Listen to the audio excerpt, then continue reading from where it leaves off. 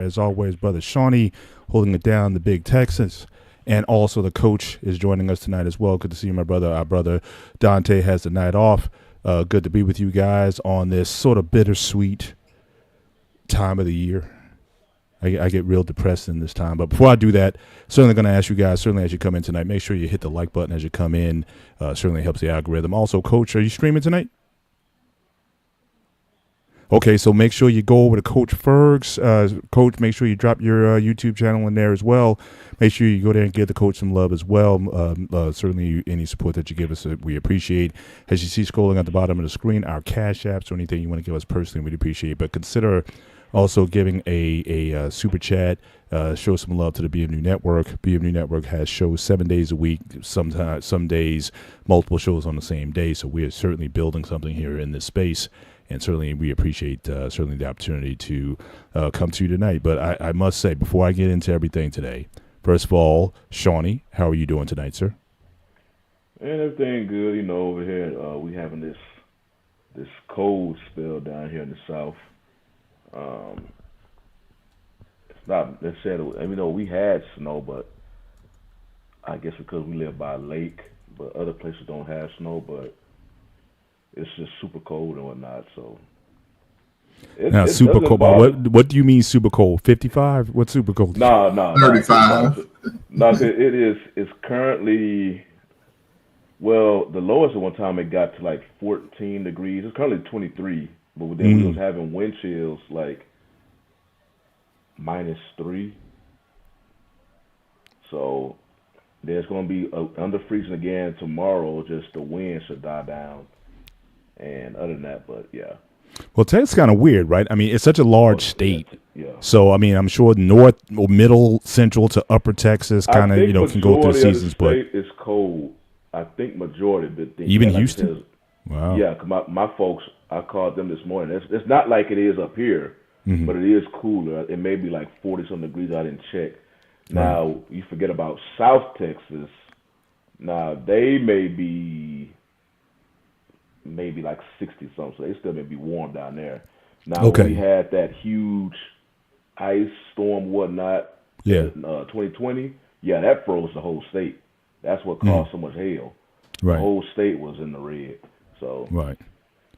Yeah. No, that's tough. 14 degrees anywhere is cold, but hope everyone's all right down there. But the coach, how are you doing tonight, sir? I'm okay, Mr. Bennett. What's up, Shawnee, man? How y'all doing, man? I'm doing fine, but again, this is just such a lull in the year. There's no NFL. I must admit. I mean, from a yearly perspective, the NFL. Heck, I would even take college football at this point. I'm waiting for what we got, USFL/XFL. Is that league still on? That went defunct again. I know they tried to. They resuscitated those leagues from put the heart things on and popped them so many times. I don't know. Are they going to have a season this year or what? They still here. And matter of fact, they recently moved their headquarters to Arlington. Really? Okay. Nice. Nice. Yeah, it's like it's to the point now. I'm waiting for any football at this point, man. But it's like the week after the Super Bowl. I know we had a big Super Bowl wrap-up show last week. Thank you for everybody who participated in that show. That was dope. Certainly the chat was certainly popping, talking about the game and the aftermath of that. But we're in this lull. We're waiting. We're still a few weeks out from the NFL Combine. I'm one of the few guys who watches the Combine almost every event on a regular basis. I record it ahead of time. I watched the 40 times. I watched the vertical jump. I love the bench press, how many reps you can get at 220. I watch all of that stuff. I'm just a junkie when it comes to combine activities, cone drills, all of that. Are they still having it in Indy?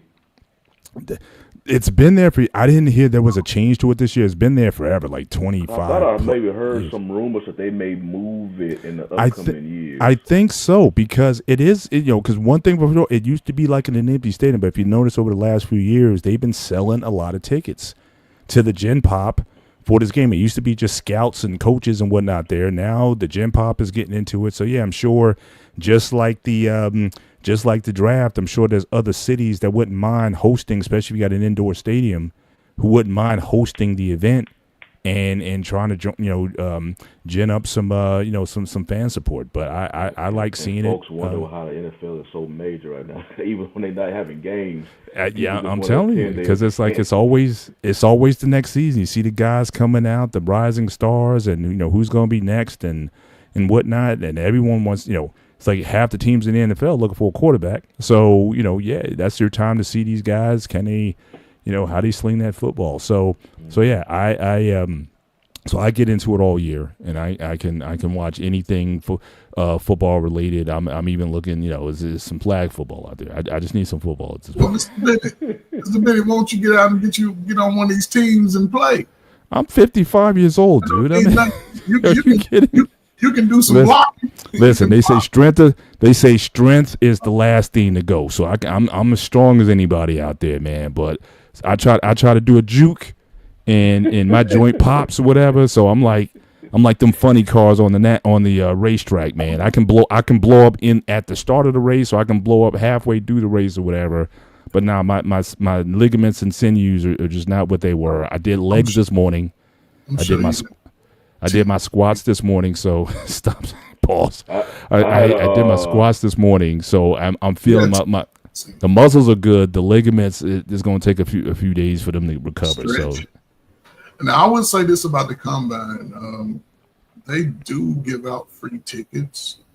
Being a veteran, they do certain things, and maybe about when is the combine? In March? It's April? Like mid-March, yeah. Like second or third week in March, yeah.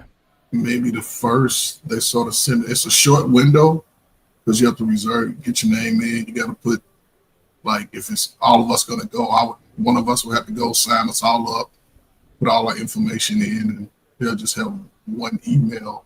But I think you can get up to 4 slots all together, and you have to sort of put it in for a particular time slot, just based on how they do the different. Actually, I take it back. It's actually it's less than 10 days away. It's the 27th, so it's next Thursday the 27th through March 2nd.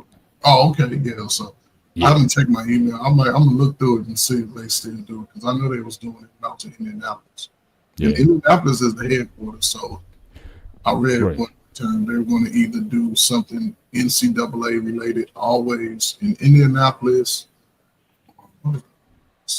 Yeah, it's still going to be at Lucas Stadium this year. So yeah, it'll still be there, but no doubt. But yeah, guys. So again, we're kind of in this. We're kind of in this sort of pause. It's too early. We're about a week or so away from the men's college basketball tournament. To get their championship games or whatnot. I know my team is not making it to the tournament this year. I don't even know if we'll get an NIT bid at Rutgers. So again, not a ton to talk about. So we have to talk about something that we're kind of forced to talk about, and that is the NBA All-Star Weekend, which I'm looking at some stats here from Front Office Sports. It's showing a chart here. If I had access, I would try to show this to you guys. But the 2025 All-Star game on Sunday was the second lowest rated All-Star game since they've been tracking this since 2000, only to be beaten by 0.1% by the 2023 NBA All-Star game. And in this one, they actually changed the format a bit from prior years, where you had 4 teams. You had essentially the rookie, the top G leaguers and the 1 to 2 year players. They had a tournament to get sort of the rising stars out of that, who played against what they call the NBA OGs. I don't even know if they still do. Remember back in the day, they used to do the old timers game when you had guys like Tommy Heinsohn and guys doing the little hook shots and stuff. I don't even know if they even do that anymore. No, they stopped that. They stopped that in the 80s when they was playing a game, and one of the old guys, man, they blew out their knee on the layup, and they stopped it. Yeah, that was it. See, you want me to get out there with some flag football players? No. You didn't even get to finish the layup. He just ran. I'm just saying, stuff. you feel great most of the time, and then you just get up and just something hurts, and then something just kind of goes away at the same time. So you figure you got so you didn't have that, but you had the Rising Stars. Then you had another a rookie team. Then they played the international players, which we talked about this over the summer. Shout out to Hank, man. Good to see you tonight. Thanks for joining us. Which we were talking about earlier after the Olympics. I mean, the Olympics was so exciting, especially the semifinal and the final. And we were even saying then they need to just go to a USA versus the world format. So you get that team with those international players, with Luka and with Wemby and all those guys, play the top U.S. players, and I think that would garner some serious interest, because those European players, I mean, they certainly got some pride, and certainly that's what they would bring to the game. The last couple of years, each team scoring over 200 points, and it's just lobbing it up. They're not even playing. I mean, if we went, me and Coach, if we went down to the park and played, we may not play well, but at least we play hard. But they play harder on the courts at Record Park in New York than they do in these All-Star games. So I would love to see them do that. So I like the idea. So again, you had the OGs, you had the international players. They played to 40, and so first team to get to 40. So again, it has kind of like a Record Park playing at the court kind of feel to it. And then you had the OGs playing, I guess the international players in the final. I think they won 41-25. And, so I applaud the effort, at least. But I think that they need to go towards this international format. I mean, I think that's the only way if you're going to try to preserve the All-Star game going forward.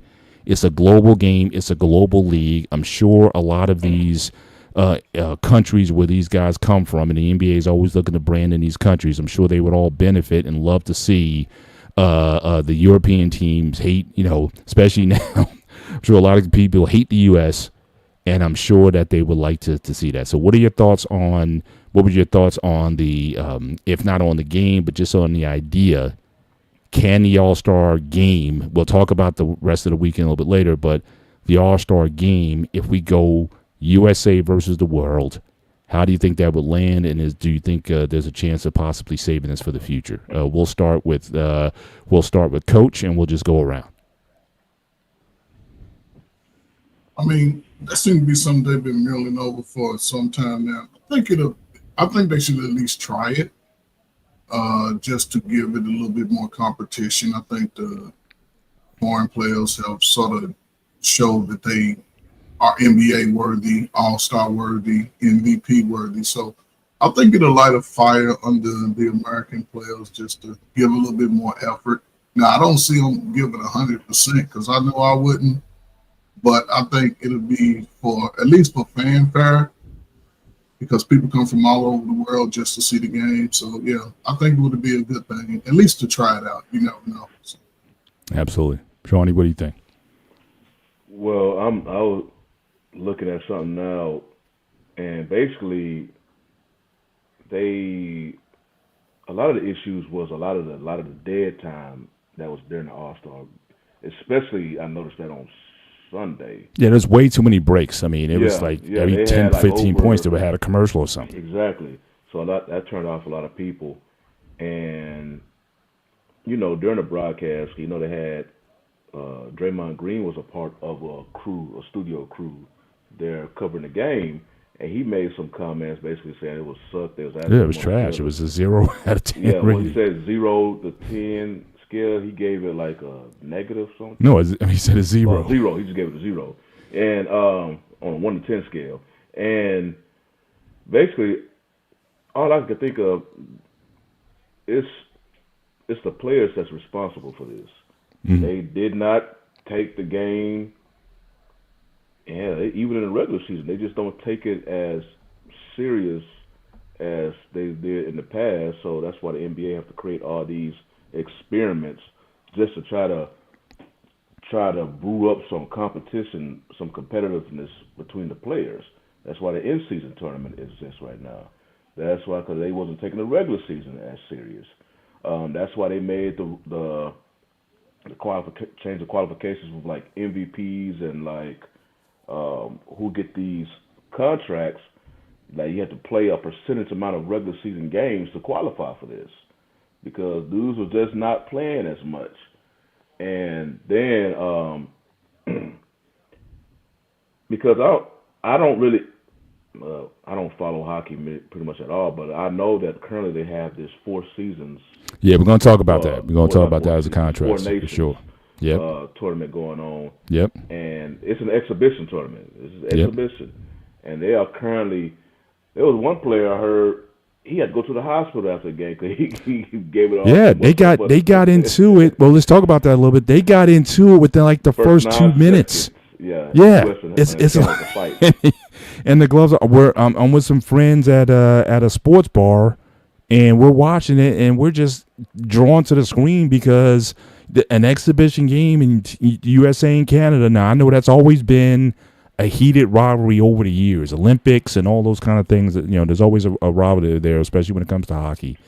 And but yeah, they brought the passion to it that no doubt drew some people out. And like I said, I only get into Olympic hockey when it's like Team USA versus somebody else like that. So I was very impressed by the effort. So yeah, I mean that might be, you got to have some hatred or something, or some national pride or something to get these guys to play. So, but Hank, what are your thoughts on the format or this idea of moving to a USA versus the world, or do you just think the All-Star game has just run its course and it just needs to be retired?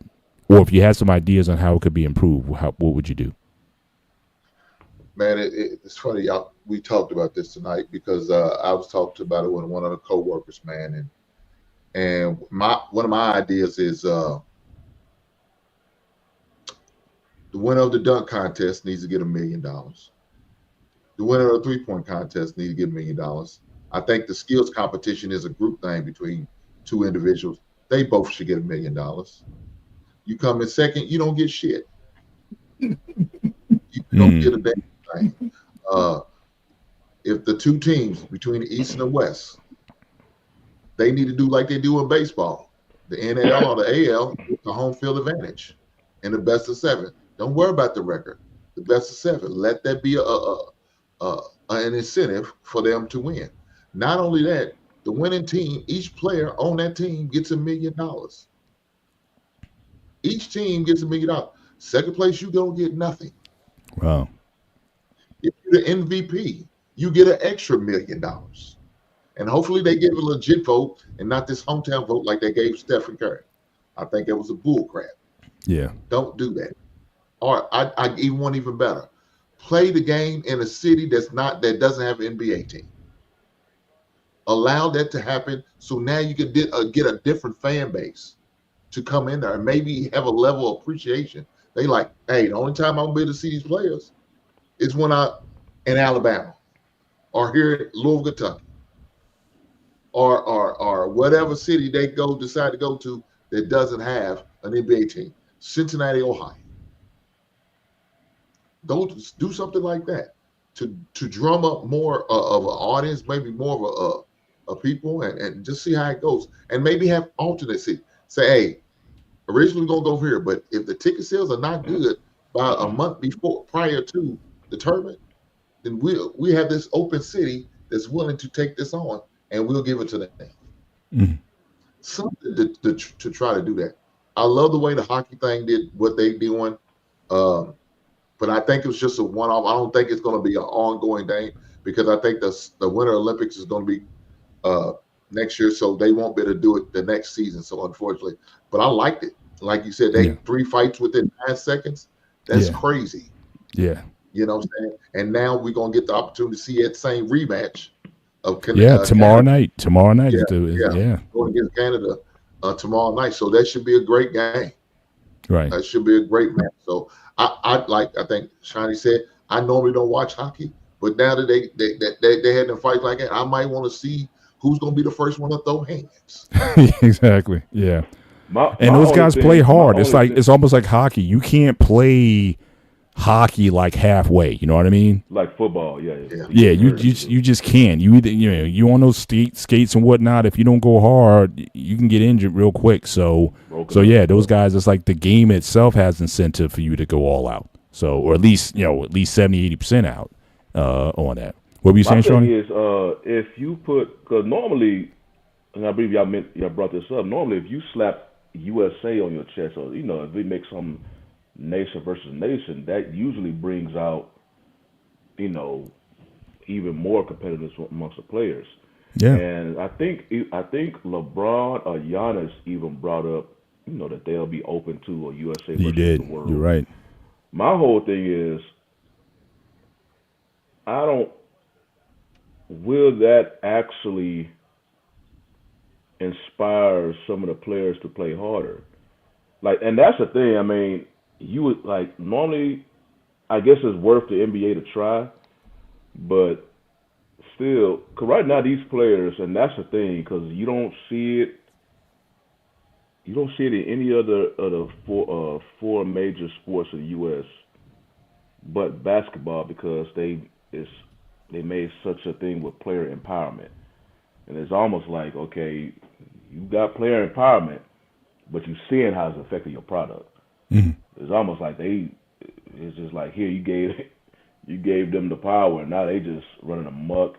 And basically, because hearing the comments that Draymond had, I'm like, dude, he was sounding like he's blaming the NBA front office for this format and whatnot. I'm like, dude, this is the players. Y'all are 100% responsible for the NBA having to reach inside this trick bag to try to, entertain the fans or whatnot during this weekend.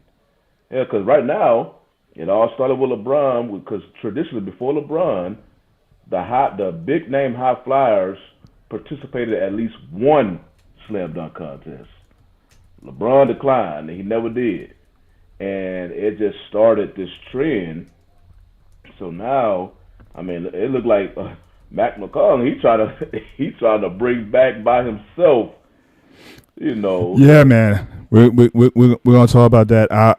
Well, before we get there, also want to address the fact that LeBron had basically pulled out just before, and the commissioner, he didn't have an opportunity to elect somebody else to the game. People was like, maybe Kyrie could have got an invite this time or something.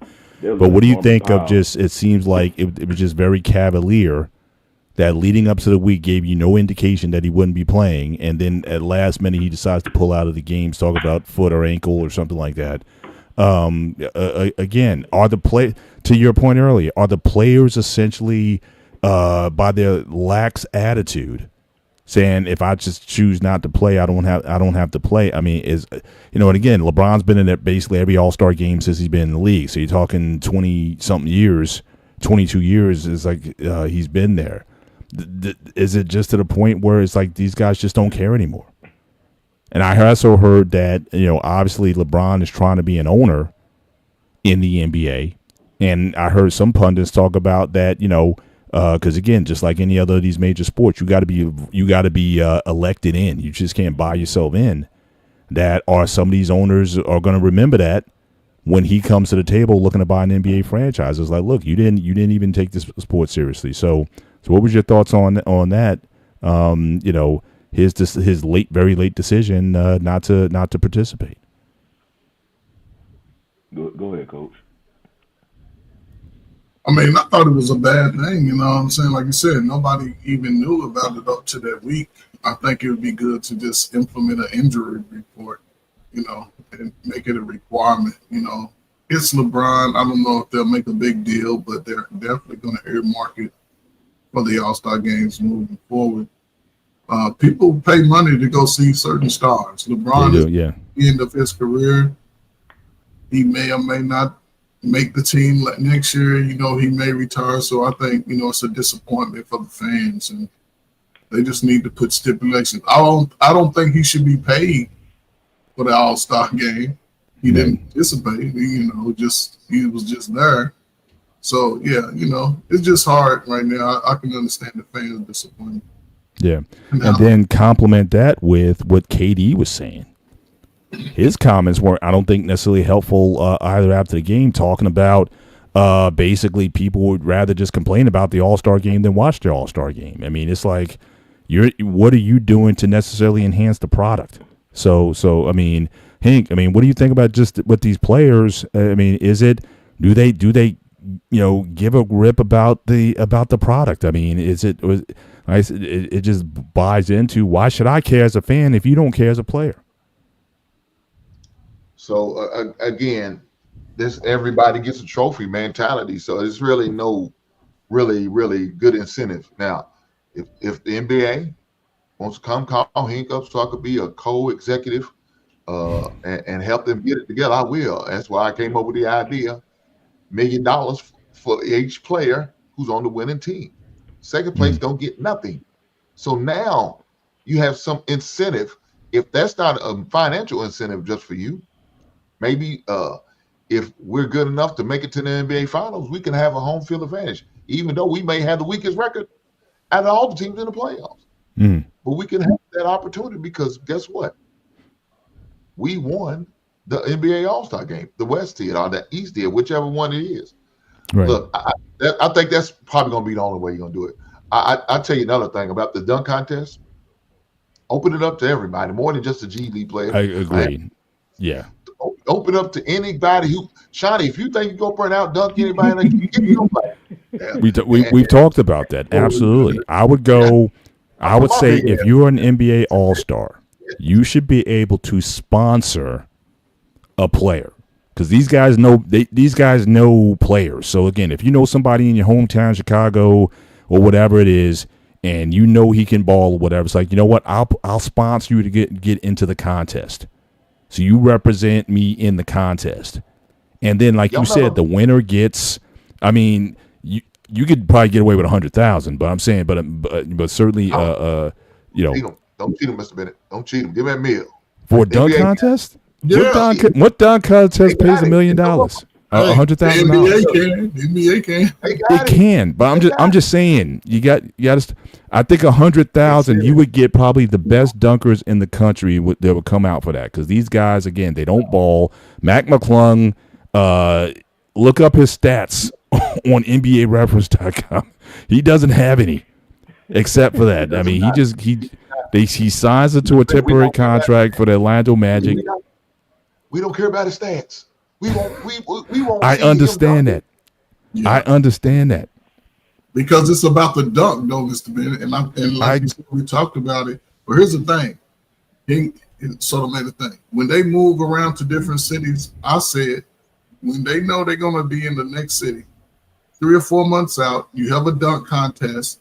You take the top 2 or 3 in that city, and you let them come in there and compete against the NBA players. Yeah.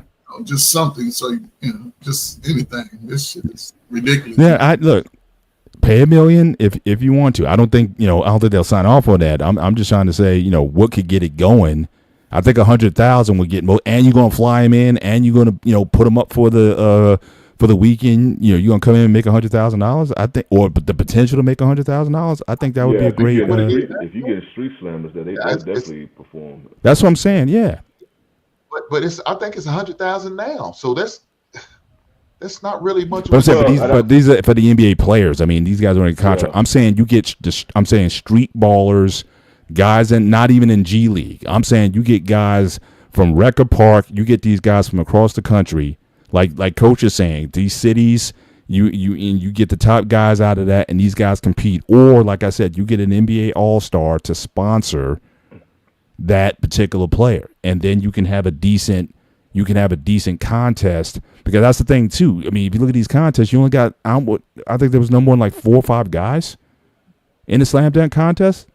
Yeah, it's like 4 guys. Yeah, like but in times past though, it'd be like 8 to 10 guys, and you have a tournament. It would be like a elimination tournament, go from 8 to 4 to 2 and then those guys would go on to the final. So you can't, like I said, you can't even get guys in the thing. But I would say this about Matt McClung, and I'll say this: that dunk he had jumping literally over the kid. Now I know Blake Griffin They want to give him credit for, the first to jump over the car. He jumped over the hood of the car. McClung jumped over the roof of the car and did a reverse. That, to me, I have to say it right now, that's probably the greatest dunk I think I've ever seen. Pick a one that's better than that one. I don't care about Jordan's free throw line or Levine's or whatever. He jumps over the roof of the car, does a split over the roof, takes it, and then reverses it. I still got Name a better dunk than that. Vince Carter's first dunk, that 360 windmill. That was terrific. Carter, he used no props. It was all just straight. Yeah. But the thing about McClung, which I give him credit, he was making them on the first shot, unless it was like an errant pass or whatnot. Mm-hmm. Yeah. When he went for the dunk, he was doing the first, on first attempt. Oh, some guys didn't one guy get eliminated? They score just went down. But yeah, if you got to keep going like 4 times, which was been the case with many of these recent contests, they just not getting it. It looks very bad on TV. On the first attempt. Looks very bad on TV. Yeah, I do agree that because the NBA stars are the recognizable faces. They the ones who want to bring the attention to the dunk contest. But since y'all don't want to participate in it, go out and sponsor a street dunker who that's all they really do. There's some street dunkers out there that can put on a show. Oh yeah. But you using the NBA players, that will bring the eyeballs to the arena, and then let the performers, the dunkers, perform the crowd, which they will do. So they're gonna have to do something like that because again, the NBA have to do these things. NFL, I understand, because the NFL had a force that was going against them that they just couldn't do nothing when they had all them lawsuits against them. Mm-hmm. They was forced to change their course. Yeah. So that's why they had to slow down on the heavy, impactful, even on the exhibition, they just go to flag because dudes start worrying about just injuries or whatnot. But they had a force to push them. The NBA don't have nothing like that. One thing the NBA did was they was just getting more popular, started getting all these high-dollar media contracts, and the players was getting the cut of it. And once that started happening, you got to remember, today's NBA, like, what's the biggest thing, especially like for like the previous generation would say about today's generation of youth? Everything is given to them. They're entitled, basically. Like the sense of entitlement in today's youth is strong. Well, that youth is the one that's populating the NBA right now, for the most part. Yeah. So that sense of entitlement not going anywhere. And now you're giving them all this money. So, and it's making it all worse. I mean, if you stretch out the scope and look at NIL, you got college students before they even play down on the field or even on the basketball court, they getting $1 million NIL deals. So it's coming to a head in the NBA. So it's like, man, they're not going to do anything. And then get the owners now because they paying these dudes. It's so many $100 million contracts in the NBA right now. It's amazing. So the owners paying these players, they don't want to risk them getting injured for no exhibition game. They're trying to save them from the playoffs. So right now the NBA, it's a perfect storm. Yeah. So I don't know. You're not going to go down on your money on your contracts. Then that's another issue you're going to have too. So I don't know. I mean, I saw some online of people saying like Adam Silver is like the worst out of 4 commissioners, and and it's really because he seems very lenient. Because this was not flying the David Stern era. No, not at all. Yeah, but it's weird. But it's like anything else. The owners are not firing Silver. Well, because Silver is bringing ideas. Silver is responsible for a lot of success with the NBA. That the owners is translated to them to money. That's why they be getting these media deals. Right, and But on the that's why he's players- not. It's just like Goodell in the NFL. The commissioner's job is ultimately to generate revenue for the league, Exactly. and so as long as he's doing that, and as long as he's lining his pockets, he's like bump the product. Same with Roger Goodell. Dude. But shout out to Marriage, Politics, and Sports. Shout out to our guy, Our Payne. Fine. Shout out to you to being in the chat as well. But you know what, guys, you were talking about the Pro Bowl and what the NFL is doing. I know Hank and Coach, we go back a while. So it made me start thinking, y'all remember the Superstars competition? Where they would have to do that stuff. Remember the obstacle course at the end? They do the tug of war and all that. I'm so nostalgic now. I wouldn't mind if they brought that back. So you got all these events. You got the swimming, you got the canoeing, you got the sprint, you got the bike race or whatever. And then, like I said, you got the top guys at the end. You got the weightlifting competition. And then at the end, they would do especially a team sport, they do like the tug of war. So it'd be like the MLB versus the baseball champions versus the football champs or whatever. And it is I could see that being fun again, because I remember I used to love that growing up. That was way before your time, Shawnee. That was like in the 70s when that was on. I think it went into the 80s because I remember watching. My favorite event was the football throw, seeing quarterbacks throw the ball 70 yards. Right, that's those skill competitions, or the moving. They would like 3 or 4 moving targets, and you had to throw the ball. It's like the 3-point contest. You throw the ball into the longest was worth a certain amount of points, and then so they had levels to it. So yeah, I don't mind the skill stuff if it demonstrates. And again, you can have it for every.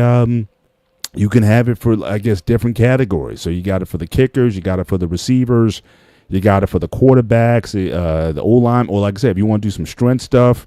Let some of these old linemen, they be benching 600 pounds. Shawnee, you remember your boy Allen, rest in peace, Larry Allen. My man was benching 700 pounds, man. So I would like to see who's the strongest guy in the NFL, who's the fastest guy in the NFL, who's the fastest in pads. They used to do that race. They would actually race in pads. So I wouldn't mind seeing some kind of something that shows some athleticism that they can bring in for these things rather than just playing like a bump the flag football game. I don't think that's necessarily entertaining at all.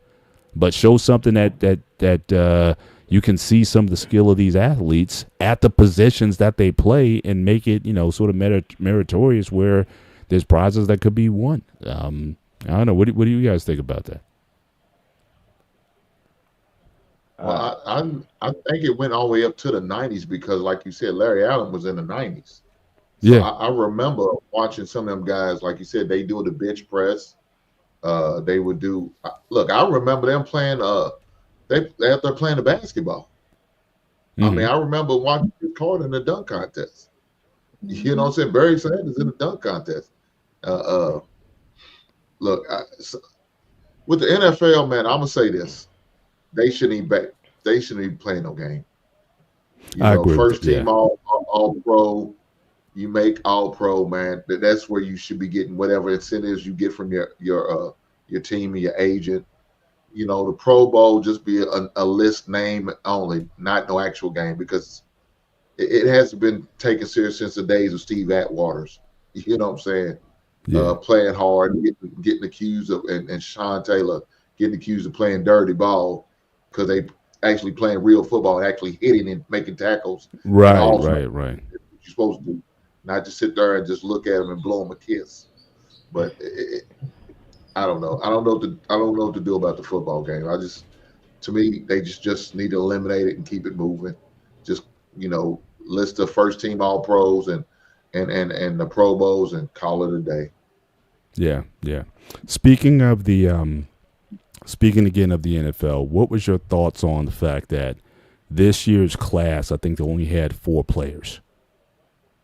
Like usually they go in with 6, and then you got legacy, then you got contributors and whatnot. So I thought I wasn't sure why it was so short.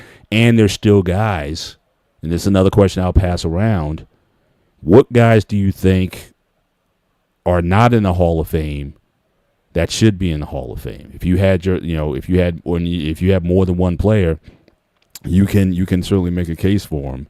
But what do you think of, again, the committee only selecting 4 players, and then also what do you think of again, guys who are not in yet? I'm talking about guys who've been in ineligibility for several years but are still not in yet. But who do you think should be in that's not in right now? If you want to just take a survey of that. Well, mine's already been fulfilled, because the longest one for me was Drew Pearson. And I don't know how he made an all-decades team in the 70s, and everybody on that team was on a Hall of Famer, and it took him decades to get in. And he finally did, about 3 years ago, something like that, 3 or 4 years ago? Yeah. So that was mine. I got to really go back and think of some because, yeah, maybe there's some snubs. Because who was that? Was that Tony Dungy who brought that up? About they had to vote, but for whatever reason they only, added 4. Really, it was just 3 players plus like an older guy, and that's why I think that's where Sterling Sharp came into play. Yeah. But the other 3 was like, so yeah, I don't really know why is that the case, especially when they end up voting in a voting room and coming up, they see the names, but why they decide this year just to cut it down to 4. But yeah, the one that had to wait so long to me is just Drew Pearson. But again, I believe we touched up on it last week. Dude, it's them writers. Them writers have the control when it comes to this Hall of Fame stuff and all these sports. And for whatever their personal reason, they can deny you access to the hall. So those 2 that, like you say, it was generally like 6 or so. Those 2 who are, I'm sure whoever that was left out, I'm sure they'll be. If they would have added them into this group, nobody would have been complaining about it. But the writers, they have this almighty vote that who can get in. Like I say, it's worse than baseball. As much as we complain about right now in NFL, baseball, you talking about they have this God complex when it comes to the Hall of Fame over there. But NFL, they have their lows with it as well. And I don't know why they only kept it to 4. And I forgot who, I want to say was that Tony Dungy. Because he mentioned, because he's a part of the voting crew. He's like, yeah, we sat in there and did all this vote. But for whatever reason, they decided to go 4 instead of, more. It baffled him. And he's in that room. So, yeah, I don't really know if there's an answer why they chose to do that. Hank, now we all know Hank. He thinks every member of the 1985 Chicago Bears should be in the Hall of Fame. So we already know that. So, but often guys who you think are not in the Hall of Fame should be in the Hall of Fame.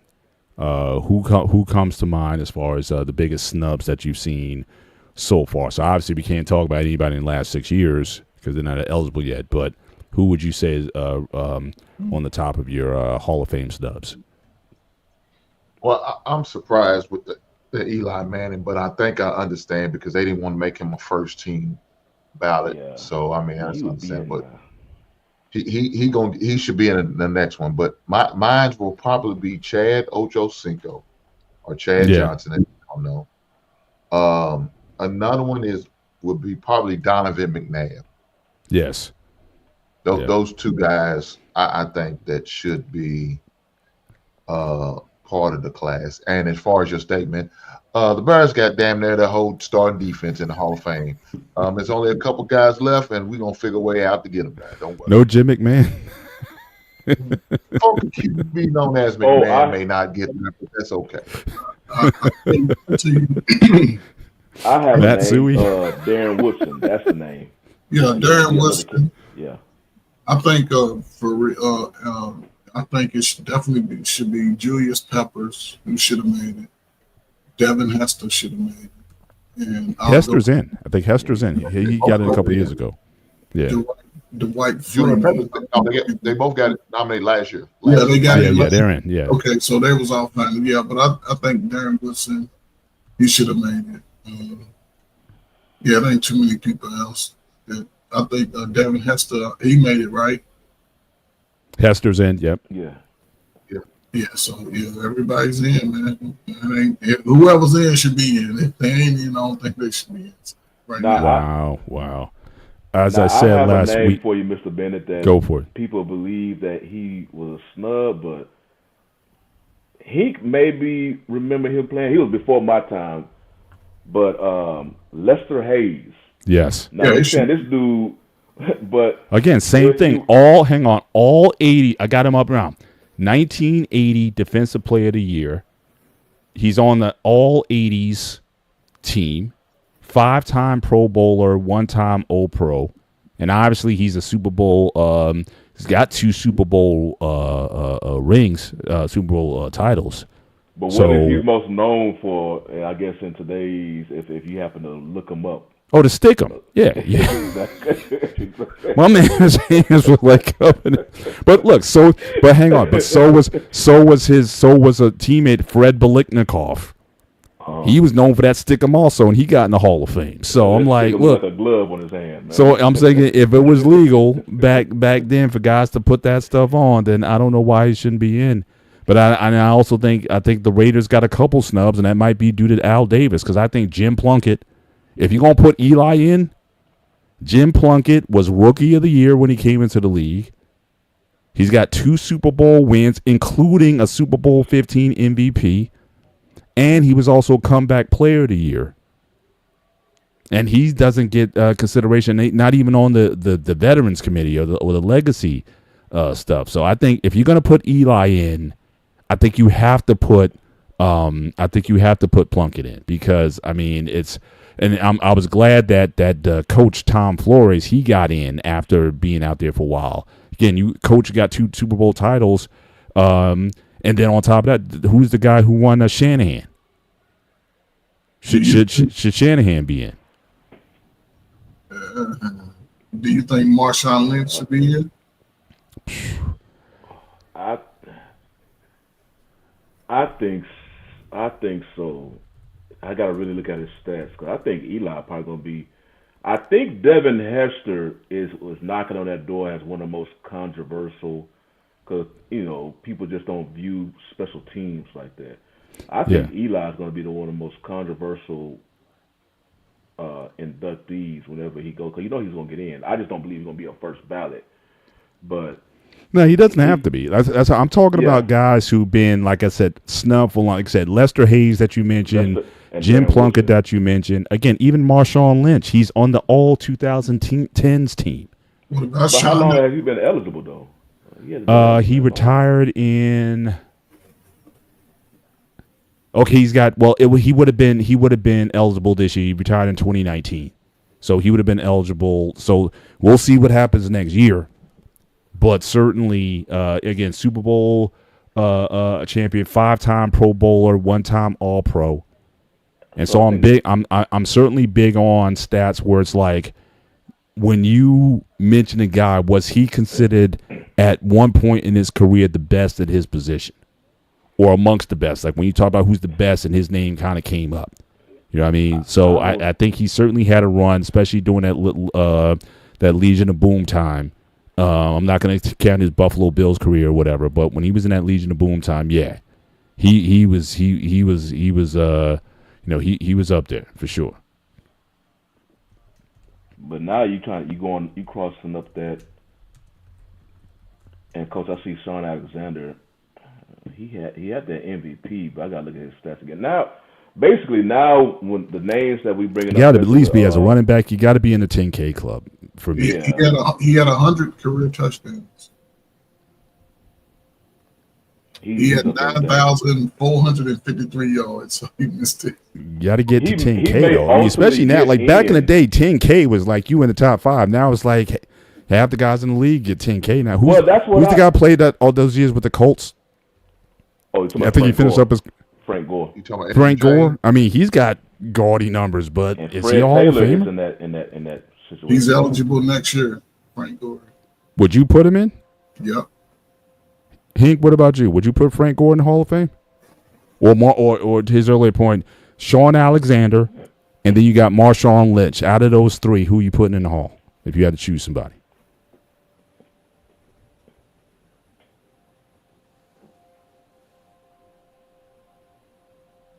Hank? You on mute, Hank.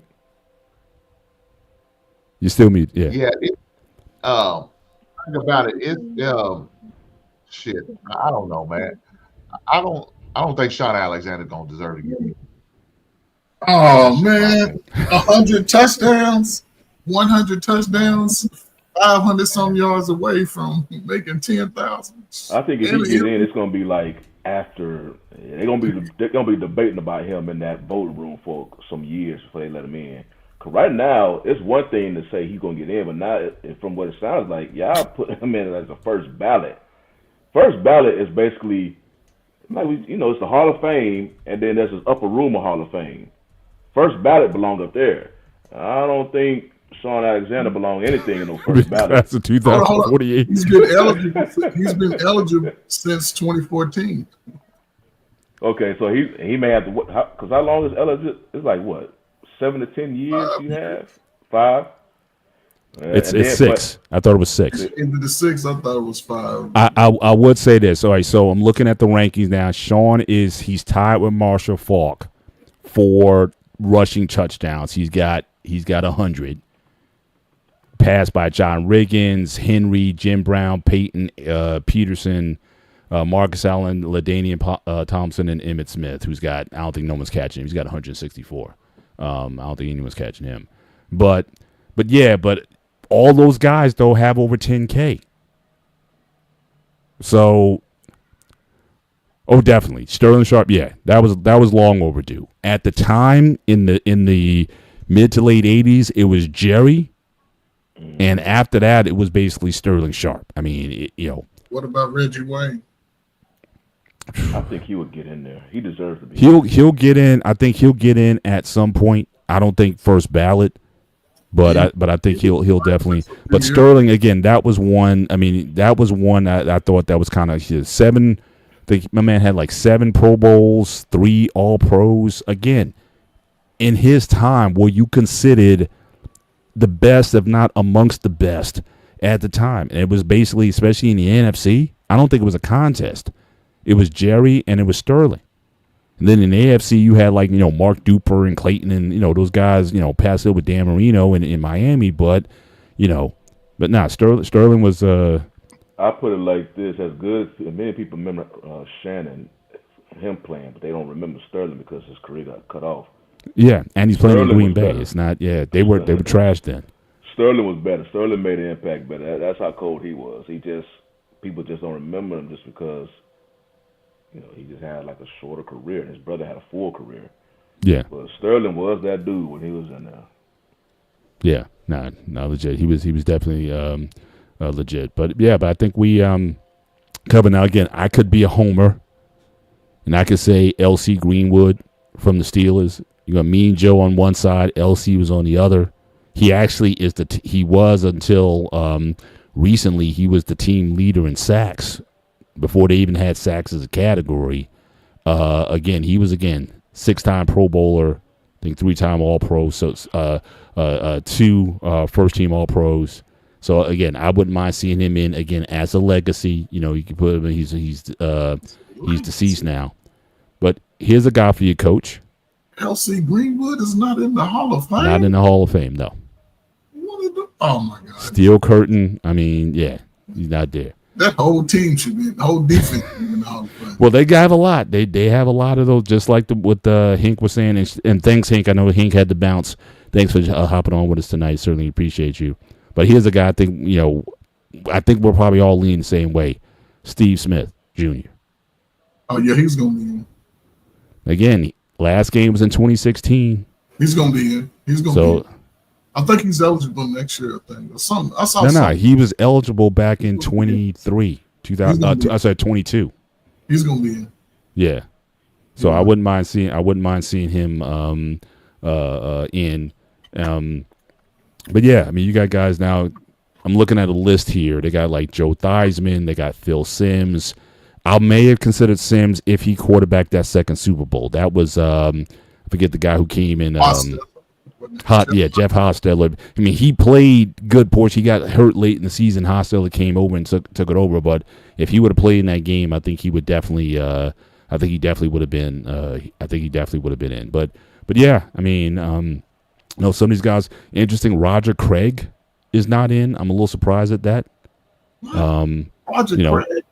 Yeah. I think wasn't he was the first player in history to both catch 1,000 and rush for 1,000. Right. He should definitely be first. He's not in. Do y'all think Refrigerator Perry should be in the Hall? Heck no. Man was a G.I. Joe action figure. No. Drew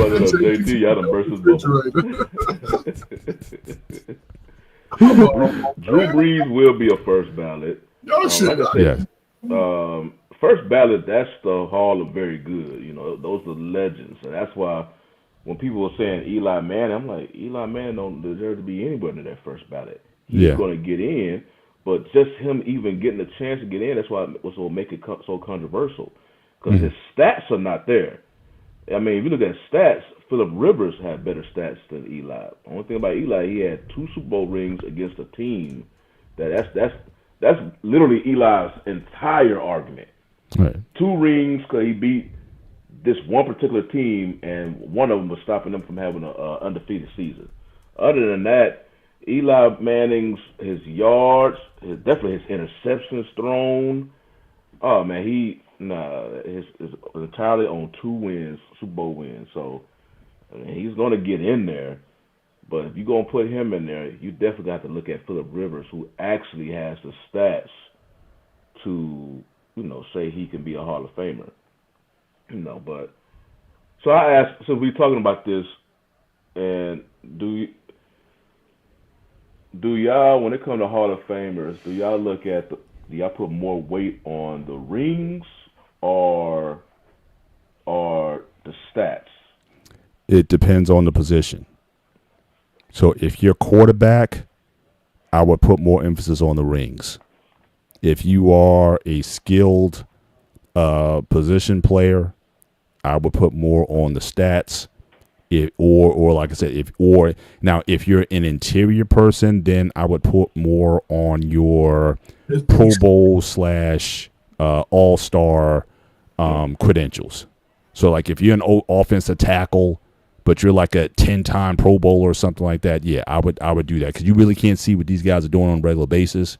But the fact that these guys are going to vote them, based on what their peers are saying about them, because again, I'm not watching the line that much, or it's hard to tell, then I would say, yeah, I would definitely consider that. So depending on the position is where I would judge the player. But you don't have to win a Super Bowl as long if you. My thing is, well, now I would probably bump it up to 12. I used to think if you got into the 10,000 yard rushing club that you were a Hall of Famer. Again, I might have to bump that up to 12. But even then, does Frank Gore's got like 13, 14,000. So, by my own criteria, he probably should get in. I don't know if I've seen anything out of Frank to say he deserves to get in. But again, the record is the record. And again, running backs, all those carries, guys got like 2,000 carries. So yeah, that's durability right there. So I gotta give him some respect. So what you saying that, let's just say right now, because we talked about this before, is Jalen Hurts a first time ballot? Not a first time. Not a first time. No. You chopping at that Jalen Hurts tree, man. First time Hall of Fame. If he doesn't win another Super Bowl and he has a winning career, maybe 60% of the rest of his games doesn't make. Now I will say this, Coach, about Jalen Hurts, because after they won the title, I did start hearing the narrative change about they was bringing that narrative about Hurts. Like now they are talking about as he goes on through his career, will he be a Hall of Famer? Because my whole thing, and right now I'll say no, because right now You look at it for this year, he literally rode the coattails of Saquon Barkley. He had a strong running game, and if you look at the passing numbers that the Eagles had as a whole, they was towards the middle of the league. They was nowhere near the top in the passing yards. So, and that's on Hurts. He's the main one throwing the ball. It's not like they're putting backup quarterbacks all the time. I'm glad But y'all. but winning though, he is. Nobody. You can't argue with wins. He's definitely a winner. So, I mean, his career, because right now, first ballot after this one ring, no, but he has a long career ahead of him. So that argument can easily change. Because now, like I said, I've heard after the title that narrative is starting to come into play now. They are asking, is he a potential Hall of Famer? So if he keeps winning, it looks like he may be on that train. But now the question is, when his career ends, is he a first ballot? And that remains to see. You know what he will do, because you think he's still gonna be winning like 10 games at least every year, because like I said, he's a winner. Now it just depends on and the way the Eagles do business, and how they constantly put talent on their squad and how they move stuff around. I would not be surprised he has at least 2 more shots at a ring. Yeah. I'm glad y'all voting, man. I'm glad y'all not voting, man. When nobody get in, you're like, no 10,000. Well, that's just first ballot, man. First ballot. That's precious stuff over there. We'll get you in on the legacy. All right. Well, let me reverse the question, because now you guys got me thinking again here. Guys who are in the Hall of Fame, but shouldn't be in the Hall of Fame. Who would fit that category? So again, I know it's hard to go all the way back to whatever, but just looking at stats, just looking at contribution, I would say off the top, again, this is sacrilege what I'm about to say. Sacrilege. However, and I gotta also understand where I live. I don't know if Joe Namath should be a Hall of Famer. Broadway Joe, he had the one Super Bowl, but if you look at the rest of his career, you look at his passing yards, you look at his touchdown interception ratio, he was hurt most of the time, had bad knees coming out of Alabama, but he was there obviously for that seminal moment in NFL history. Shout out to Mandrell. Super Bowl III, that changed everything when he guaranteed victory against the Colts, who was favored by 17 points. And he beat them, but you never heard from him again. He was more known as a media star as he was a player. So I don't think he necessarily certainly not deserved to get in on first ballot, which I think he was. But I don't think he's deserving of a Hall of Fame. So that's one right there I can think of off the top, who just didn't put the numbers together to be in the Hall of Fame. Now, like I said earlier, my criteria when it comes to quarterbacks, I say championships. That's why I think Jim Plunkett should get in, because he's got 2. Terry Bradshaw, you look at his numbers, he's got 212 touchdowns and 210 interceptions. I mean, he was either going to throw a bomb touchdown or throw an interception, but he's got 4 Super Bowl rings and 2 Super Bowl MVPs. He's in. But Joe Namath, I can't. I don't know. I mean, So now again, back when they were called the Redskins, the team formerly known as the Redskins. Now he's saying Art Monk. Again, I think at the time he had numbers. So like I said, for skill position players, I consider numbers. Art Monk at the time he retired, I think he had 11,000 receiving yards. Let me just take his stats real quick. Yeah, only a 3-time Pro Bowler, 1-time All-Pro, 3-time Super Bowl champion. But again, he was on the All-80s team. Bob Grease, I would put him, but he's got 2 rings. So again, if you quarterbacked a Super Bowl winning team more than once, I'm not going to be inconsistent here. If I'm going to say Jim Plunkett deserves to get in, then Bob Grease, even though that team was a running team, you had Larry Zonka and Mercury Morris and that no-name defense and whatnot, sure. But again, he's the quarterback, so I got to give it to him. Now, Lynn Swann, that hurts.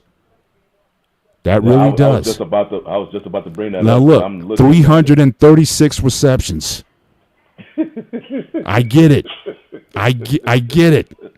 His stats do not warrant consideration. I understand it. Yeah, just put me in. But I will go by what he said in his Hall of Fame speech and what guys at the time said. When Lynn Swann compared to Drew Pearson, now you talk about Drew Pearson. You were happy when he got in? On the biggest stages, when it was time to perform, Lynn Swann showed up. I don't recall Drew Pearson in a big game showing up. That Super Bowl 13, Tony Hill scored the touchdowns there. I don't know about Super Bowl 12, what he did there. Lynn Swann was going up there, jumping 20 feet in the air, one hand before the one hand catch by these players. Now Lynn Swann was like the Fred Biletnikoff of football. He would just go up there. The Super Bowl 10, he went up there, jumping. In fact, look up his first catch in Super Bowl 10. Man jumped out of bounds, somehow contorted his body to get back in bounds, land 2 feet, and make the catch.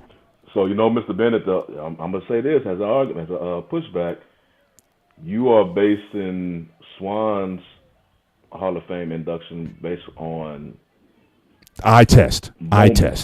Certain moments, but not as a career. Well, showing up in the big moments is a fact. I didn't even mention that, but again, showing up in the big moments. But again, it's just the eye test. Lynn Swann did stuff that nobody at the time was doing. Man took ballet, tap lessons, and all that, and he used all of it in the NFL. Nobody was doing that stuff back then. I'm just saying. So, but I can't argue the stats. I can't. John Stallworth had twice as many receptions and receiving yards as he did, and it took him forever to get in. If it wasn't for Swann getting in, Stallworth wouldn't get in.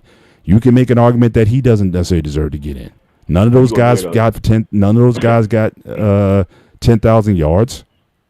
Fred Dean, man, you're going to San Diego Chargers never got to a Super Bowl. That was the team, that 81 team especially, that was the team that was supposed to get there, but didn't. Now, again, Bob Hayes, yeah. Now, if you want to put him in the Ring of Honor in Dallas or whatever, yeah. I don't think Bob Hayes did anything that was Hall of Fame worthy. Obviously, he was an Olympic gold medalist in the 100 and all that, but, yeah, I would agree that, again, 3-time Pro Bowler, 2-time All-Pro, 1-time time Super Bowl champion. Yeah, I got issues with that. But again, that's, like I said, I'm not trying to go back to the leather helmet era with this. Also, I'm trying to keep it within my lifetime here. If you want to go back to Norm Van Brocklin and those kind of guys, Coach, we're the oldest guys here. We don't go back that far. So if it's past 75, I have no idea about some of these guys. But again, but Broadway Joe, I would say that's probably the biggest one. I would say who probably does not belong in the Hall because again, his numbers But again, he was there for the moment that arguably was the most critical moment in the NFL's. Had the Jets not upset the Colts, I don't think we'd have the NFL as it is today because the AFL at the time was considered like a minor leagues that wasn't even on NFL level. So I can't even, I can't even say that. Now, Terrell, I got to Harry Carson, I can make a case for that he doesn't deserve it. Terrell, though, at the time, again, injury. To me, I would put Terrell Davis on the same level as I would put, again, this is before my time, but every one of us has shown footage. If you saw footage of Gale Sayers, he got cut down short in his career. I think he only played 6 years or something like that, got cut down. But again, watch all those old NFL films, movies and whatnot. Gale Sayers, the guy's got eyes in the back of his head. I mean, the guy's like, he was Techno Bowl before Techno Bowl. Well, we mentioned about Gale Sayers, who he did have a short career, and he made it to the Hall because he was a trailblazer. Crazy. What about Bo Jackson? Because he didn't have a long NFL career, and he was. I gotta look at his stats because he made. I'm looking at him now. Well. He only played 3 years. I can't give him 3 years. Come on. Gale Sayers had like 6-7 seasons. Terrell Davis and he had a 2K season. So I got to give it Super Bowl MVP. I don't mind Terrell Davis. 2K season, yeah. Right. Now Dick LeBeau, I'm not gonna get into coaches. Dick LeBeau got Michael in. Irvin. Oh, come on, Doug. now he's trolling. He's just throwing names out there.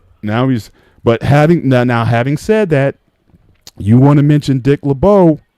Now I think the guy's got like a ridiculous number of interceptions. He played for the Lions. I mean, JT, if he's still in the chat, your boy's dissing one of your Lions there.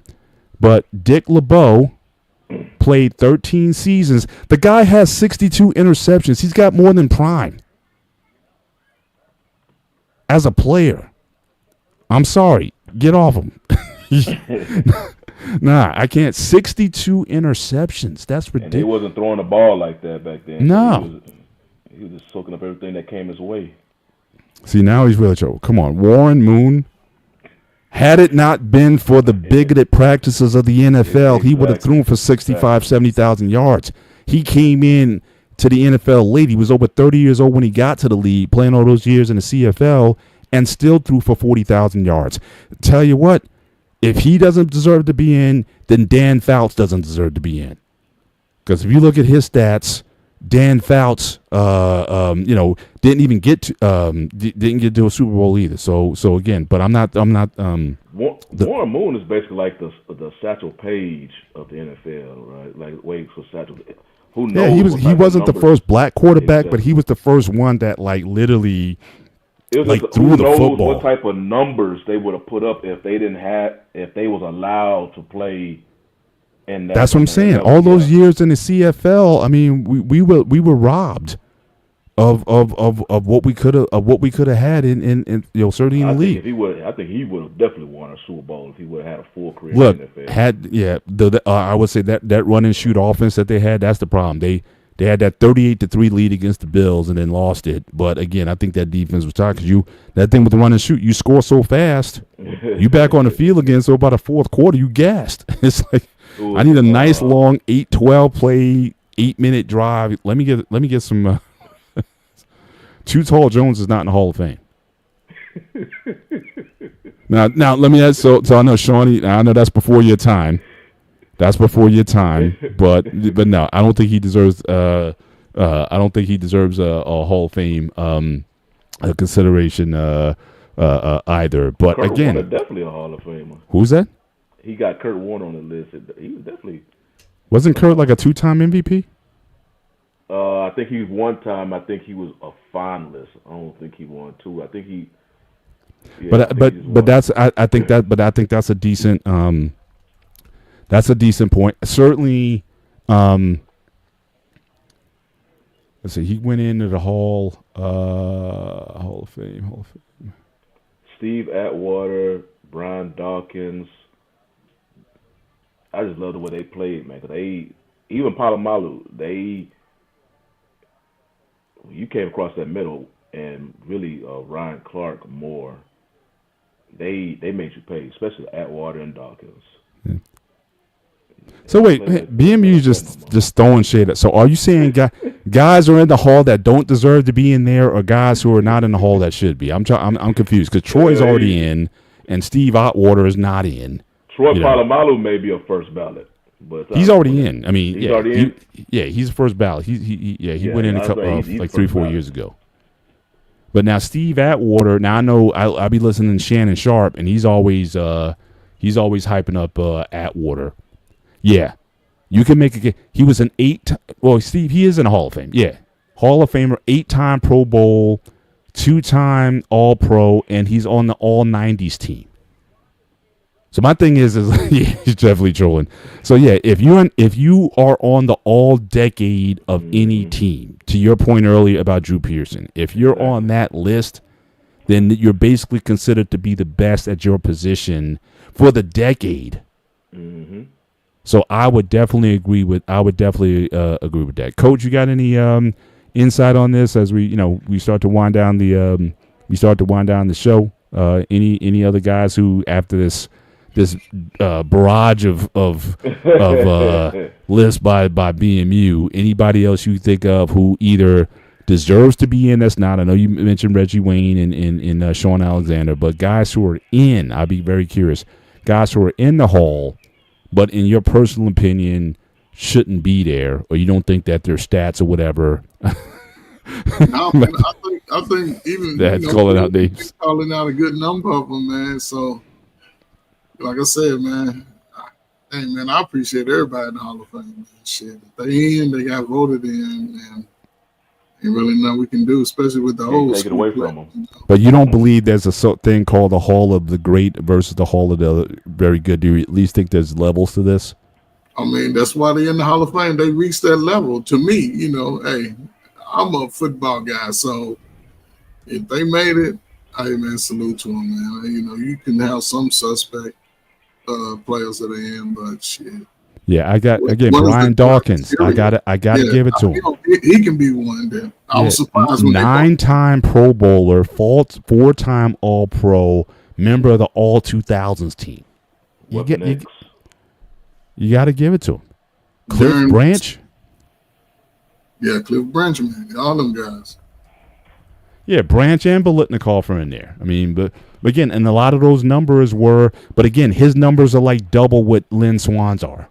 4-time Pro Bowler, 3-time All Pro. If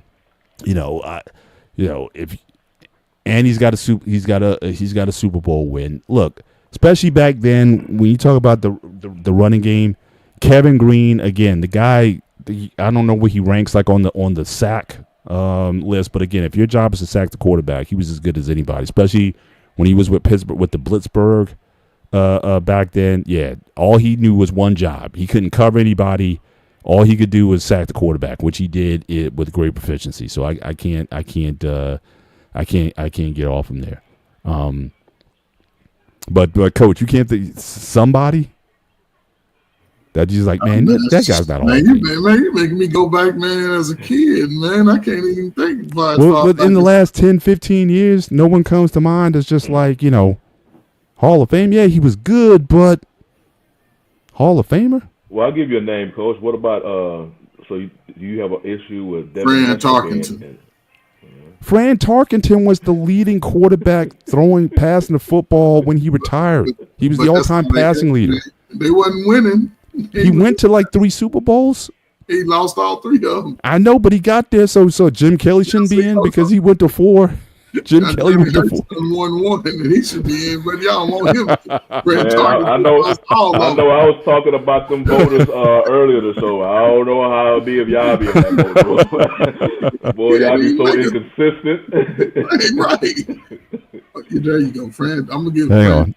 Let me get Mandrell. He's looking to come up real quick. Let me just drop the link in the chat and let's get him up here real quick as we close that, because I know I wanted to talk a little bit. There's a huge boxing card on this particular weekend that this is again in Saudi Arabia. This is the Riyadh season, so I wanted to give. I actually reached out to him earlier if he wanted to come on, but let me see if I can drop.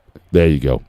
So, Mandrell, if you want to come up real quick and kind of give your thoughts, or in this discussion, seemed like you were getting in. You were getting in on the.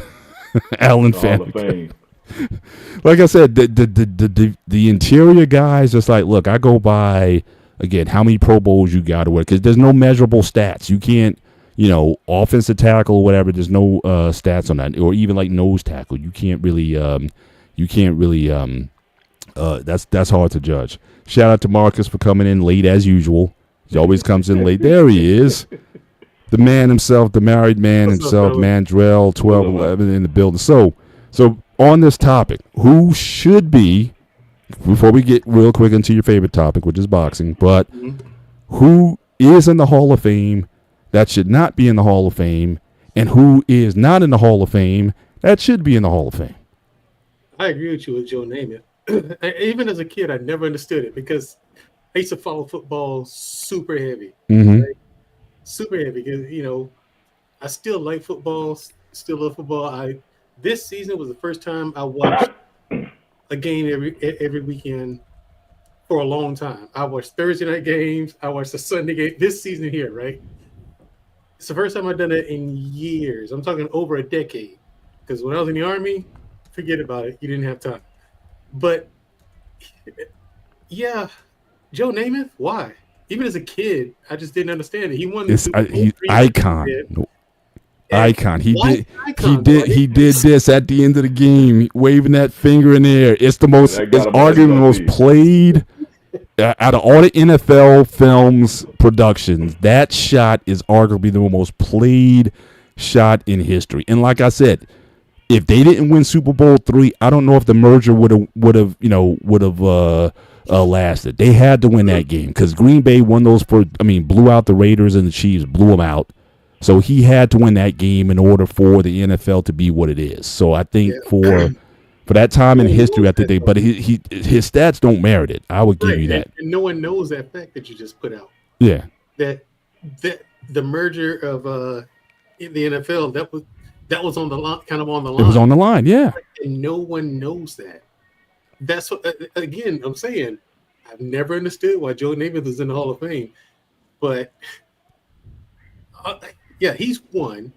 And he's probably the first, I would say the first NFL like superstar. I mean, in terms of like, again, the face of the NFL. Yeah, From the pantyhose commercials to the movie. I'm just saying he was Y'all basically Joe answering Cool. y'all question why he's in there. Was that? It's not some on the field. But here's the thing, I agree. Yeah. Johnny, it still doesn't make any sense though. No.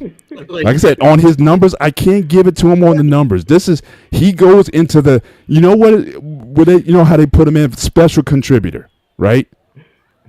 Put him in that category then. Special contributor to the NFL, where they put like, I don't know, referees or they put managers or former executives or something. Put him in that category because certainly he was, as far as an image, my man's walking out in fur coats. My man's got the long hair. He's got he had swag. We talk about Joe Cool, the quarterback for Cincinnati. He was Joe Cool before there was Joe Cool. And especially the brothers back then loved him. I mean, he was, he could go into any barbershop back then. That's how, that's how cool he was. So I'm saying special contributions, I would say, yeah, you can kind of get to him. But no, his numbers don't warrant NFL Hall of Fame consideration on the field. So I would give him that. But before we go, man, Joel, so obviously we got a couple big fight cards coming up. So, again, you got Riyadh season in the Middle East coming up. So, again, big card on the DAZN.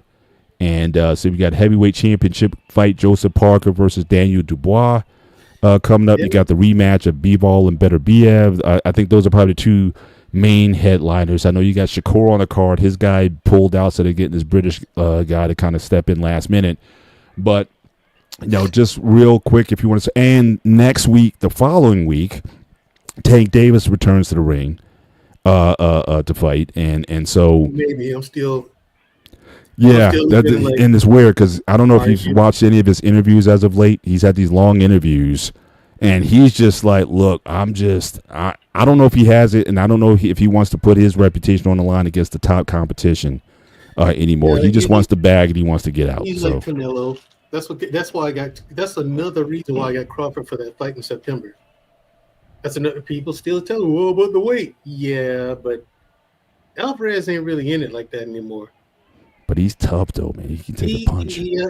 He can take a punch. You can't hurt him. So what? We don't know that. He ain't fought a Crawford. He fought Triple G, I think maybe dinged him once, but he didn't hurt him. And that was the only guy I saw that put any kind of dent on him. Floyd clearly outclassed him. But and you know, I think that Crawford's going to outclass him too. wow, But Wow. look, by far and away, I think Crawford's going to outclass him. wow, The only thing that worries me is the fact that Crawford's not taking a tune-up fight. Crawford, but the thing is, in that last fight, people are giving him criticism for that last fight that he took. yeah, because Madrimov, who's also on this card, also. Right, but I think Crawford saw something in that fight that gave him even more confidence. And whatever Crawford's doing in training, something has him to the point where he's like, I'm not worried about his weight. I'm not worried about the weight. I'm not worried about his power. Something. And I think Crawford just has enough confidence in his own greatness because he is great. And it's been a long time since Alvarez fought someone at that level. True that, but again, to your point earlier, one, he's older. He's 36, He is older. Yeah, and he's not fighting regularly. right.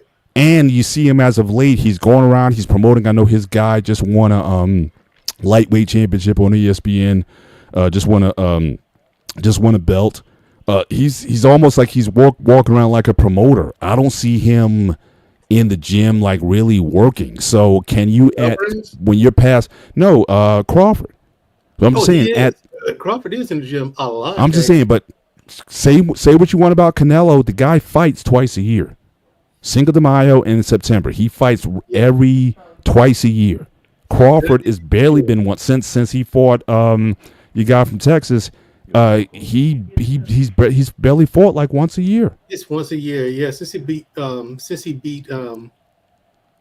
the Canelo Paul fight? that's not a real fight, man. Okay, the Canelo and Paul fight. But Jake Paul, let me tell you about this. Jake Paul is not a fighter. Okay, he's not. Okay, and is people like, yeah, he is. I'm like, no. Okay, where's he ranked? And with which sanctioning body is he ranked in? You got the IBF, the WBO, or WBO. You don't say WBC. He's only fought one legit fight. That was one of the what's the name's cousin? No, Tyson Fury's cousin, brother. right? His nephew or something like that. He fought him. Fury's brother. It's Tyson Fury's younger brother, Right. Tommy Fury. Right. And that's Tommy it. Fury, And he's who's not I wouldn't even call him a contender. He's a decent fighter, Tommy Fury, a decent one. And Tommy Fury got in there, his hands are at his waist the entire fight. He did everything wrong in that whole fight, and he was just dancing around him and playing with Jake Paul, and Paul lost. Paul Wilder. Dude, you're looking at you want to murder or something? You want to see someone get killed? I mean, like, I don't know, my man Wilder. I don't know, man. My man's been getting not concussed. When you get to a point where you're getting in the ring and getting not just beat but concussed, I wouldn't want to. I'd be worried for Wilder, quite frankly. I don't think he can take a shot anymore. Well, it's like that when the last fight happened. You and I talked. The exact things you said were going on with him were going on with him. He had too much personal stuff going on in the background that we didn't know about. The whole situation with his now His ex fiance and all that. And here's the thing: Big Baby Miller warned Wilder about that chick too. Yeah. Yeah, she's a boxing bunny. You know, she goes around. Yeah, that's what they call those, Shawnee, and Coach, for boxing bunnies. It's the chick that goes around from fighter to fighter to fighter to fighter. Yeah, she was a pass around, but Wilder fell in love with her somehow, some way, and not only because she used to deal with Big Baby. You know, she used to date him, and yeah, no. Yeah, but still, anyway. I don't like when guys are getting knocked out. Then that to me that's just a bad sign, man. So I wouldn't want to see him in the ring under any circumstances, even if it was Paul. He was going to be a money fight. I just don't think he can take the shots anymore. So well, he might not be able to, but I think he should retire. Yeah, for sure. The thing is, Wilder's fighting for money now, and Wilder was one of those people where as long as he was winning, the WBC was going to back him. Yeah. You know, he had the WBC backing him. He had PBC, of course, because he was PBC's poster guy. You know, he was the face of PBC. The LDBC, that media organization, they were Wilder stands. Wilder. But it was like people like me. I'm like, yeah, but he can't fight. What do you mean? He's knocking out everybody. Yeah, but he can't fight. Yeah. He waits for the one big punch, and that's like you know, Mr. Bennett, like that's been said since time immemorial. Stop waiting for the one. I agree, but doesn't he still to this day? Doesn't he have the highest KO percentage? Yeah, you can't take that from him. I mean, yes, he's got like 42 KOs and 43 wins or something like that, some crazy number. And even in the losses, I mean, he knocked down Tyson Fury like what 4 times in in the first fight. I still say he won that fight. He did. I do too. 2 10-8s. Yeah. Wilder, he did win that first fight against Fury. Yeah. You know what I'm saying? But and I think Wilder was pressured into that second fight. Mm-hmm. And that third fight was about honor. That's why he fought so hard in that third fight. Like Shawnee, did you go back and watch that fight? Fury Wilder. Yeah, I was watching that one at number 3. I remember me and Dusty saw that one at Dave and Buster. That's why they fought so hard, man. Yeah. Another big banger that recently, this past week, I watched it like 3 times in 2 weeks. It was Andrew Ruiz. Real quick, fellas.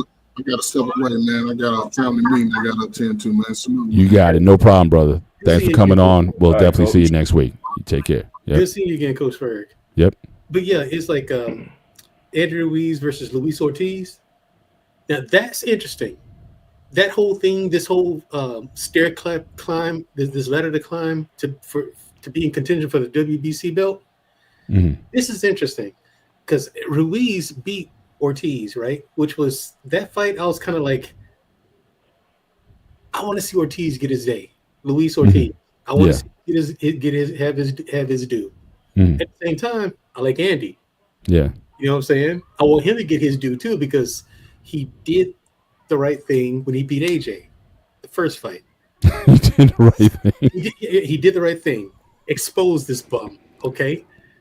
And so he got in there. He was underestimated. People thought he was just a fat slob, but no, this fat slob. He is. But he has quick ass hands. He is fat slob. He came in 50 pounds overweight, almost 300 pounds in a rematch. So unacceptable. That's what I'm saying. In the rematch, I think he thought he had a better chance against AJ than he actually did. And AJ fought a smarter fight, and AJ got the win. And Andy clearly wasn't training. He clearly overate. It's like, no, dude, what are you doing? You know, he was living off it. Yeah. Anyway. Yeah, let's cover this last thing before we close out the show. And again, I know, guys, thanks for chiming in tonight. So again, Black Man wants this to happen. I don't see any of this happening at this point. So again, you're not getting Layla Ali out of retirement. The woman's like 50 years old. No. So that's not happening. Now I saw Shields. I know she fought that big lady and got the knockout or the in the last round. It was impressive. The first decent punch she's ever thrown in her entire career. Yeah.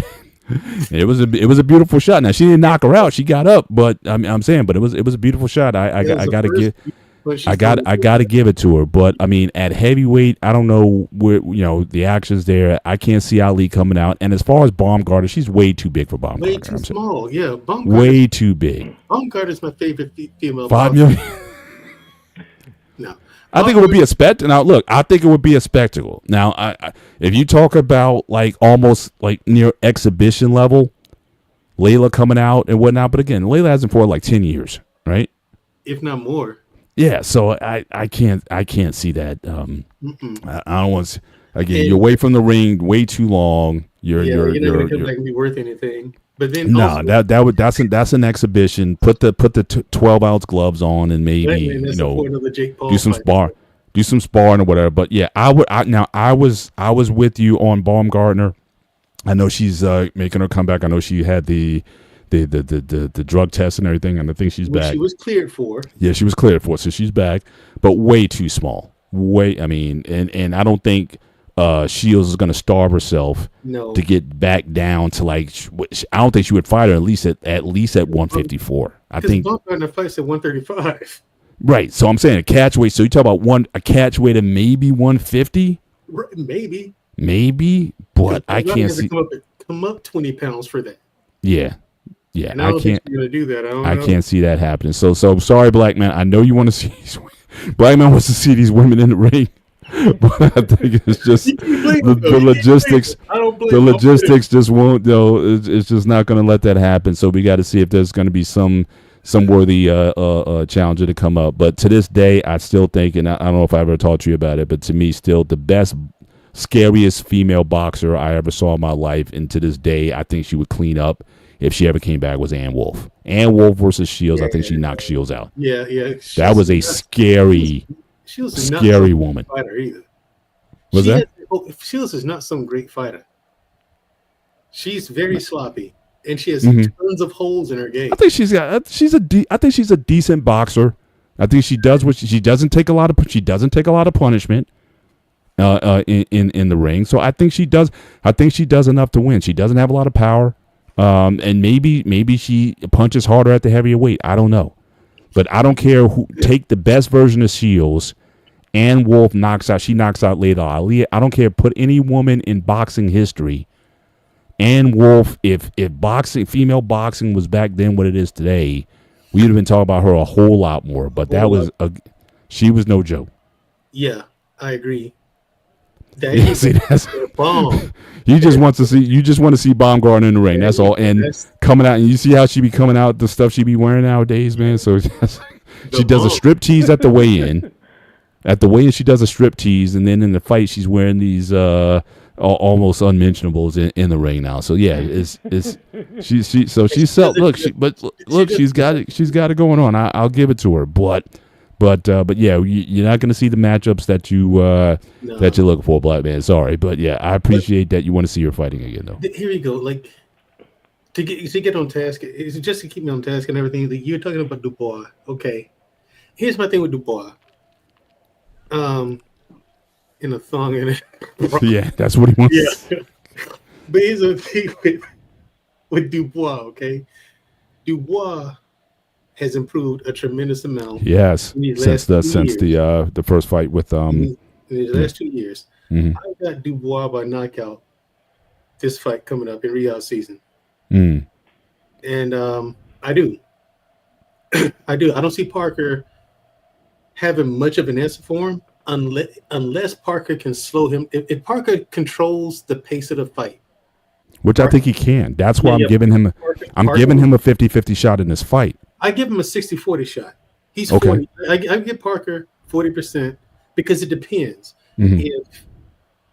If Dubois can jump on him and he's a good on top fighter, right? Mm-hmm.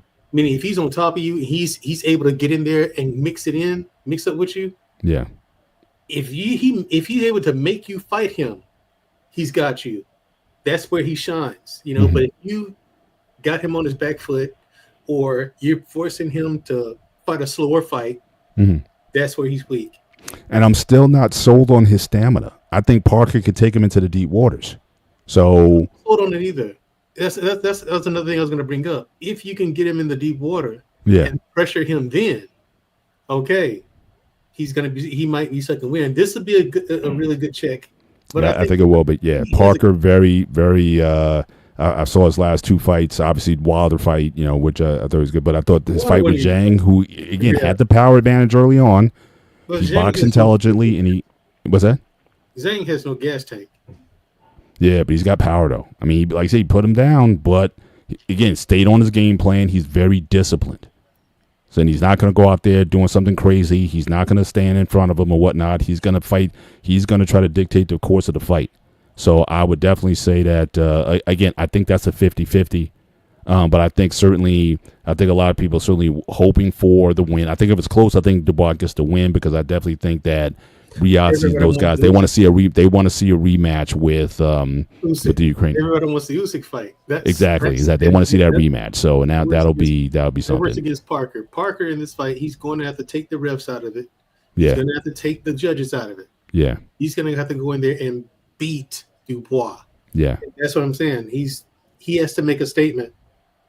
He has to convincingly, without question, beat Dubois. If there's any room for questions, the judge is going to give it to Dubois. Exactly. Yeah. Because that's the money fight. That's Dubois, it. Usyk. And these guys are not playing around with the money. So unless you make it decisive, then politics is involved now. Indeed. So we're past that point where they want to pick and choose who want to fight. No, because this is the IBF belt, and the IBF, that's the only sanctioning body that I told you that is not bought and paid for. Yeah. They will not negotiate with you. They will not have private meetings and all that bullshit. No, they have very strict rules, and they fold for no one. Right. You will follow. That's why Usyk doesn't have the belt. Even though it's on the technicality, he's like, okay, well, there's a rematch clause in this fight, so I have to fight him second before I give the number one contender a fight. IBF like, okay, tell you what, we're gonna strip this belt from you and come back and get it. Yeah. The rules are the rules. Absolutely. Look, Shawnee, they did it to an undisputed champion. Yeah. Well, he couldn't fight the number one contender at that time because he had the rematch clause, and his opponent that he beat, Tyson Fury, activated the rematch clause. IBF still stripped him. They're not hearing your excuses. Yeah. You're gonna fight the number one. You're gonna fight the best of our section of our rankings. That's It's why refreshing. a lot of boxers, No doubt. boxers avoid that belt. Indeed. A lot of fighters do. They avoid it. They'll get it, and if they have that one and say the WBA belt, they'll drop the IBF Indeed. because it's just the competition is constantly stiff. It's constantly tough competition. You will be a champion if you have that belt. Period. You're not messing around, man. The IBF at least keep some type of morals about boxing to give you. Yeah, I mean, WBC, what they're doing with Canelo should be criminal. I mean, Exactly. he hasn't fought a top contender at 168 So for that's the my WBC. question. Going back to what y'all first talked about Canelo and Crawford. Was that fight ever on grounds of happening? Is it going to happening, or was it just all a rumor that just no pay no attention? From what I understand, it is on. So again, Crawford has a May, so he fights twice a year. He fights in May, and then the Crawford fight is set up for September should he win. So I think it's on now. Again, there was some back and forth. I think they were actually trying to do the Paul fight. So they had a I think a verbal agreement initially to meet. Then Paul stepped in at the last minute and tried to get the fight, and then at the 11th hour he bailed on Paul because I don't think the Saudis, I don't think they were having it. And so they forced his hand and said, look, we gonna do this 4-fight deal, and you're fighting Crawford in September. So that from what I understand, that is still on, and I think that's essentially signed. So And after this fight, Mr. Bennett, yeah, I don't want to hear any more Crawford slander. Well, who is he for? Literally everyone at 147. Like every contender at 147, he's played with them and made them look like clowns. Okay, then the one they picked, he can't be Spence. He can't be Spence. Clown shoes. yeah. Clown shoes. Well, even still, they're not going to get him credit because of, again, the accidents and on all the stuff that Spence had. They're not going to get him. Now, again, I would have liked to have seen him fight Boots Ennis at 154. I would have liked to have seen that before he went out and did whatever, because I think Boots is the best at that 147, 154. I think he's in that class, and I know he's got a fight coming up actually in Atlantic City in a couple weeks. So Yeah, he does. So I would have liked to have seen that, but if that's not gonna be a consideration, then This is probably going to be Crawford's last fight, though. Canelo. Oh, for sure, and it should be. I mean, his it'll put again. He's got nothing else. I think to prove at that point. It'll be his. He's got $70 million guaranteed from the fight. Yes. And so that's just guaranteed. And you can tell. I think he wants to go into again either promotion, to a promotional company or something. But he's developing a stable of fighters that he wants to, and I think that's kind of where his heart is at. And that again, that's my only worry about this fight coming up. Is he really locked in and laser focused on getting the result? And I just don't think at 36, 37 years old when this fight happens, I just don't think you can afford that kind of time. He didn't look that great in the Madrimov fight, to be honest. That's why everybody has been giving him a lot of flack for the way he looked in the Madrimov fight. Me personally, I'm like, okay, he sees something here.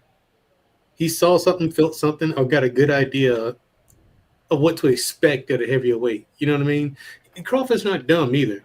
He's not going to jump to a weight that he can't. He doesn't feel like he can't handle. He's not going to take a fighter lightly that he knows is dangerous. Mhm. You know. But He's honestly, gonna in get that fight, I wouldn't weigh no more than 160, 161 pounds for that fight. I don't care if the limit's 168. Because even Canelo, there's no weight, there's no rehydration clause. So you're going to come in about 180. But I would stay around 160, 162 in that ballpark or whatever and just stay as fast and mobile as possible. I wouldn't try to get near that 168 limit. I think that's just too much weight to come on. But, yeah, you can 160, 162. I think he can carry that, and I think he'll still be effective. Well, his walking around weight at normal is about 164, 165. Yeah. He has, so he had to come down to 147. Right. When he fought. But Right. So I think he's comfortable. I think he knows what he's doing. I'm gonna have confidence in Crawford. That's just me. All right. But this Dubois fight, like I said, I got Dubois winning. I'm hoping for a knockout, but if you're just looking to redeem yourself after picking AJ in the last fight, that's where you're yeah. You just, I can't believe I picked him either. You know I hate because him. you just couldn't help yourself. You just couldn't help yourself. It was like you had no reason to pick AJ. None. It was. I honestly didn't see. Yes, you did. Come on, man. So, I didn't see AJ losing it. I was like, yeah. What did Maya Angelou say? If they show you who they are, believe them, right? I didn't see AJ losing that fight. I really didn't. I expected more from him. I was like, holy shit. When that fight was going on, remember you and I texting out in my mind? I was like, holy shit. Yeah. Is this happening? Yeah. Is this really happening? You know what I mean? Yeah. So I was like, and I look, I thought AJ, I thought he turned the tide a little bit, but when he went in, he ran right into that right, and that was game over. It was a nasty right, too. Yeah. Probably knockout of the year candidate, I would say for sure. But listen, guys, we are way over. So, again, thanks you guys for staying over. Shawnee, I know you got fam and bag and everything. Thanks for staying over here. But Mandrell, again, as the year comes on, I will reach out, certainly as boxing cards come up. I'll definitely invite you on so we can kind of chop it up a little bit on the boxing and sort of survey these fights before they come. But, again, this is like I said, the next week is the combine, so I start to get excited again when the combine comes up. NFL, and I'm certainly looking forward to get back to that. NBA season's getting underway, and I'm definitely going to check out some of this hockey tomorrow night because it was pretty exciting. USA Canada. They just broke out into a fight right then and there. I'm just saying. So yeah, it was more exciting than the All-Star game, the NBA All-Star game. So hey, so they made. They may exhibition as well. All you guys and Shawnee and the other fella that's up here. Listen, why are you talking about basketball, man? Basketball sucks. This is the dry season. I'm saying this is the show. Like everybody's like, do I want to even do this show tonight? I'm glad we did because we chopped it up on a lot of different off the cuff. But I was like, this is like I said, the week after the Super Bowl, you get that again. There's nothing going on. You're coming out of NBA All-Star weekend. There's no football. There's no baseball. Is like catchers and pitchers at this point. Basketball is about to start, but y'all acting like we're going through COVID again when sports shut down. I'm just saying. Hey, look, the NFL, say what you want. In the United States, the NFL is the center of the sports universe. Everything else bounces. Everything is better when the NFL is going. You have all these other stuff on the outside you can touch, but until you get to May, June with basketball, or again September with baseball, or any of these other sports, it's really. I used to say March Madness until the women are more exciting now than the men. Like nobody check the ratings from last year. The women outdid the men in terms of ratings. So everyone's learning now that I'm right. Basketball sucks, Shawnee. Well, the women. I beg your pardon. It does. They have more recognizable names. Football is where it's at. Listen, I'm just football and flag football before I watch basketball. Listen, that's all. I'm glad I'm a fight fan. Yeah, we got some good fights coming up. Actually, shout out to BMU. He put me on this. That 14 states have actually they've now certified for female to participate in flag. Have their own league, have their own high school varsity flag football. So I think that'd be a good outlet for a lot of women. I don't want to see women getting hit. But certainly flag football, I think that's a good one. It's better than lacrosse or whatever. So who made that nonsense? What's that? Who made that nonsense? I remember the first time I saw that. Look, I was like, "What is that? What is that?" I don't. It's You know what I something. mean? I didn't Look, know what it was. Jim Brown played. My only link to it, Jim Brown played it, so it must be competitive. But outside of I that, didn't but know anything about it until I was damn near a full grown man. yeah, Never heard of yeah. it. Never heard of it until Every time now I think of lacrosse, of course, Jim Brown, but I go back because I watch the ESPN 30 for 30s. I think about that Duke squad that had to go through all that.